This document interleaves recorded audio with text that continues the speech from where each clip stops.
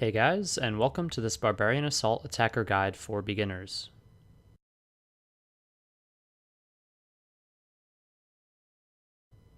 To be an effective attacker, you'll want to use your best ranged DPS gear. This is an example of what a setup could look like. Of course, not all of you will have this gear available to you, so if you don't have Elite Void unlocked, regular Void is also good. Otherwise, you can use Dragonhide armor. A Necklace of Anguish is great since it increases your maximum hit. If you can't afford or equip an Anguish, try something with high ranged accuracy such as a Fury or a Glory. Boots are for ranged attack bonuses, so you'll want to use either Pegasians, Rangers, Blessed Dragonhide boots, or Snakeskin. Make sure your magic shortbow is imbued, as it will reduce the special attack energy to 50%. A magic comp bow is used for the first attack in each wave, as it has a slightly longer range than the magic shortbow. Mind and elemental shields can be used to dupe the Omega Egg in wave 10. This will be explained later on. Also, make sure to set up your inventory so that the arrows and horn will be in an easy position to click during waves. The horn will take the first available slot, followed by the 4 different types of arrows.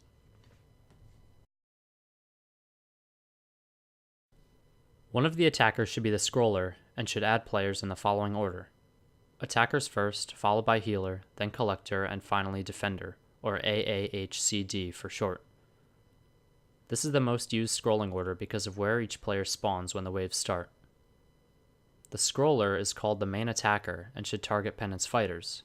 The other attacker is called the second attacker and should target penance rangers.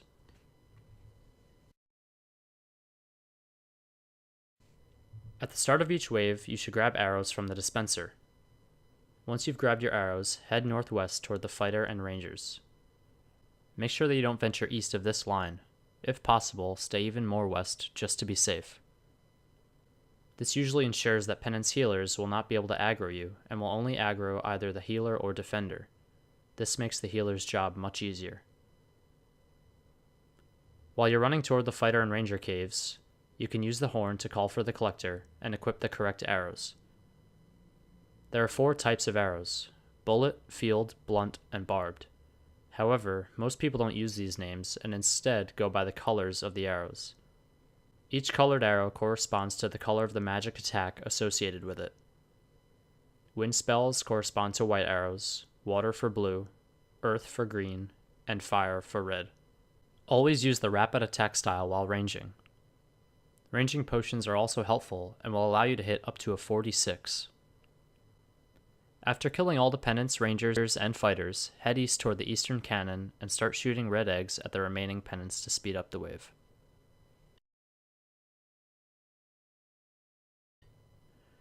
As mentioned before, the job of the main attacker is to kill the penance fighters. However, you can help the second attacker with rangers if necessary. If either the rangers or fighters go east, don't chase them, but instead kill them later on once you've finished in your main area. The first hit you do in each wave should always be with the magic combo.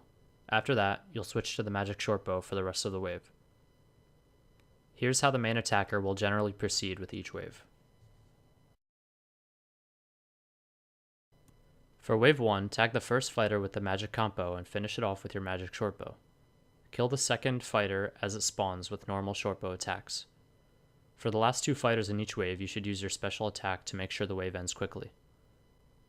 On waves 2 and 3, you should tag the first fighter using the magic combo. Continue killing other penance fighters using your magic shortbow and finish off the last 2 fighters with your special attack. Keep in mind that the last fighter on waves 2 and 3 will spawn after the call change, so you'll have to switch arrows. Waves 4 and 5 are very similar to 2 and 3, except that there will be 2 fighters spawning after the call change. You should save both special attacks for these last 2 fighters. For waves 6 through 9, continue tagging the first fighter with the magic combo and finish them off with the magic shortbow.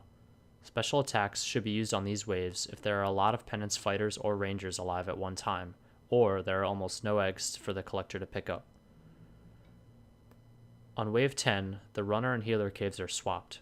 This means that it's key to stay as far west as possible since the healers now spawn closer. You'll have to run up west of the western cannon and should remain west of this line.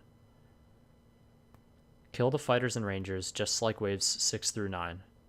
After the fighters and rangers are dead, you can run straight to the western cannon and begin shooting any pennants in range. You can force the yellow egg spawn as the scroller. This spawns the first yellow egg instantly rather than 6 seconds after the queen spawns. When you see the chat box message that the queen is spawning, the wooden doors will open and the queen will be lifted upwards. You can click on a prayer and hold it at this time. Once the queen is fully spawned, you either press space, click on the ground, or click on the scroll to close the interface you've opened. The yellow egg should spawn instantly. After you've forced the yellow egg to spawn, do not fire the cannon as the scroller or main attacker. If the scroller shoots, the omega egg will not be able to be duplicated or duped. When the omega egg is made and passed back to the collector, watch for them to begin loading the egg into the hopper. By simply spam clicking either elemental or mind shields when the collector is loading the egg, you'll be able to dupe the omega and should see multiple eggs flying toward the queen. The second attacker is a lot like the main attacker, except they kill rangers instead of fighters. Help the main attacker with their fighters if needed. Remember to use the magic combo for the first attack in each wave, then switch to the magic shortbow for the rest of the wave. For waves 1 and 2, tag the first ranger with the magic combo and finish it off with your magic shortbow. Kill the second ranger with normal shortbow attacks. For the last 2 rangers in the wave, you should use your special attack to make sure the wave ends quickly.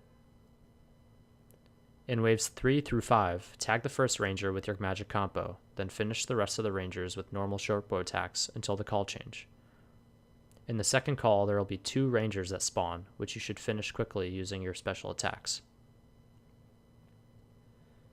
In waves 6 through 9, the goal of the second attacker is to get fast eggs for the collector at the start. For this reason, you'll be using your shortbow specs earlier than before. Tag the first ranger with your magic combo like previous waves. Depending on what you hit for the first attack, you should use either a normal attack or a special attack to finish the first ranger. For example, if you hit a 5 with your magic combo, you would want to spec the first ranger, then spec the second ranger as well.